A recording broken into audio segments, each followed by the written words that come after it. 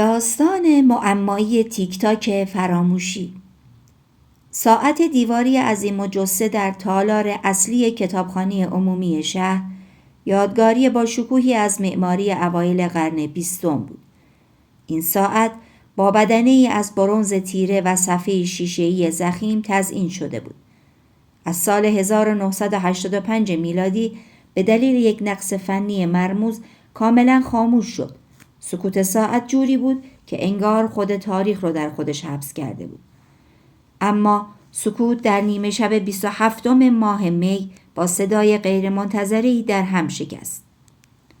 دقیقاً در همان لحظه‌ای که خانم سارا، آخرین بازمانده حادثه آتش سوزی هولناک کافه در سال 1320 در آسایشگاهی دور افتاده در حومه شهر جان سپرد، ساعت برنزی دوباره زنده شد. صدای تیک تاک آهسته اما قوی سکوت کتابخانه را شکست.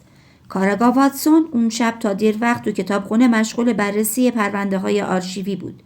مشاهده این معجزه مکانیکی بود.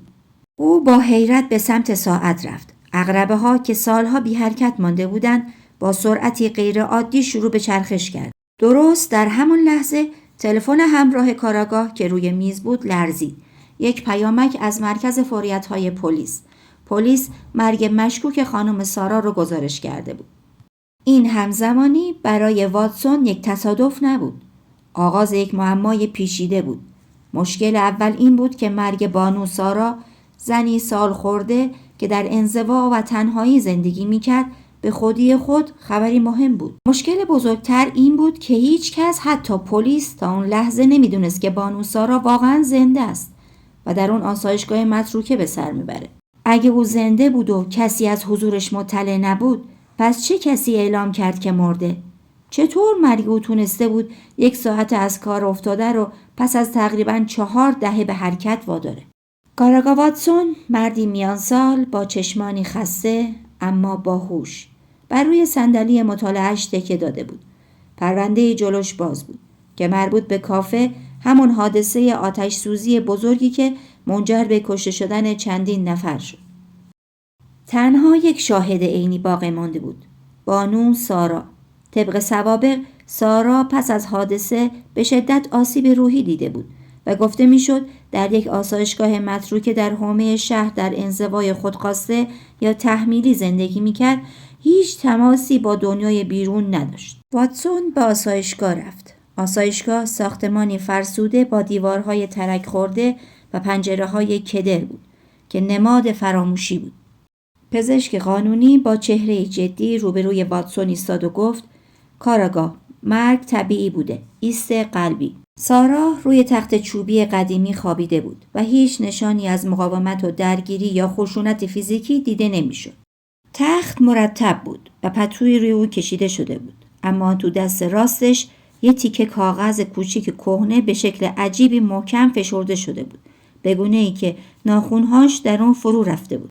واتسون با احتیاط کاغذ رو از دستش خارج کرد. دستخطش بسیار لرزان بود، اما کلمات به وضوح قابل تشخیص بودند.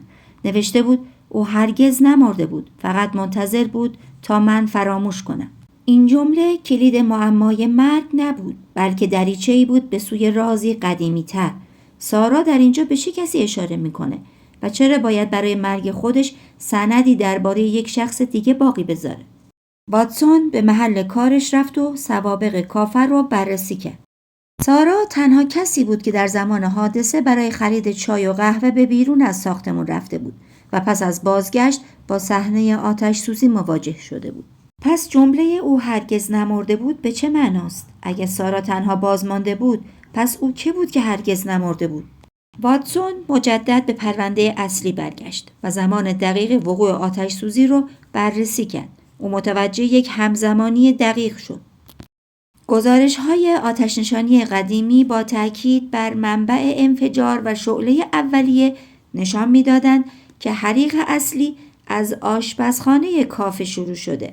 مشخص شد که ساعت کتابخانه تنها به مرگ سارا واکنش نشان نداده، بلکه به یک زمانبندی مرتبط به حادثه قدیمی واکنش نشون داده. سامان ساعتساز حرفه‌ای این دستگاه رو نه برای نشان دادن زمان، بلکه برای یک منظور خاص ساخته بود. این ساعت یک ساعت عهد بود. سامان و سارا عاشقانی بودند که احتمالاً در معرض خطر بزرگی قرار داشتند. مالک کافه احتمالاً در حال اجرای نقشه‌ای بود که سامان و سارا از اون مطلع شدند. آتش سوزی نه یک حادثه بلکه تلاشی برای حذف شاهدان بود. به نظر می رسید ارتباط عاشقانه سامان و سارا کلید اصلی باشه. آیا ساعت به عنوان نماد عشق اونها برای نگهداری زمان پیوندشون طراحی شده بود؟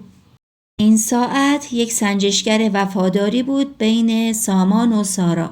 سارا وفاداریش رو با سکوت حفظ کرد و مرگش آزادی سامان رو تضمین کرد. واتسون به ساعت خیره شد. فهمید ساعت با آخرین ضربان قلب سارا آخرین سیگنال رو فرستاده بود. آیا همه چیز تمام شده بود؟ مرگ سارا برای سامان مانند زنگ پایان بازی بود. سارا با این پیام به او اجازه میداد که از سایه خارج بشه و در امان باشه. واتسون حالا میدونست که سامان کجاست، با تحقیقاتی که در مورد ساعت سازی‌های قدیمی در شهرهای اطراف کرده بود. واتسون با قطار از میان کوههای مه‌آلود گذشت، در پی سایه مردی که نامش رو تغییر داده بود. سامان به کارگاه ساعت سازی رسید. داخل شد. اما مطمئن نبود مردی که روبروشه همون سامان باشه. سکوت میان اونها بلندتر از تیک تاک ساعتهای توی اتاق بود. او سرش را بالا گرفت. نگاهش نشان میداد سالها غم تنهایی و در سایه بودن نه تنها او را رها نکرده بود، بلکه او را عمیق‌تر دفن کرده بود. واتسون در سکوت ایستاد. جوهر کاغذ دست نوشته سارا زیر نور چراغ لرزید، مثل خاطره‌ای که نمیخواست محو شود. واتسون به سامان نگاه کرد. کاغذ در دستش را به او نشان داد و با صدای آرام اما محکم پرسید: چرا همه این کارها رو کردی؟ چرا در سایه ها پنهان شدی؟ هر دو بدون هیچ حرفی راه افتادند و تیک تاک ساعت ها بود که در مه بدرقه‌شون میکرد. اگر داستان خوشتون اومد لایک کنید و برام بنویسید که از این نوع داستان‌های معمایی خوشتون میاد یا نه. عضو کانال بشید تا از داستان‌ها جا نمونید.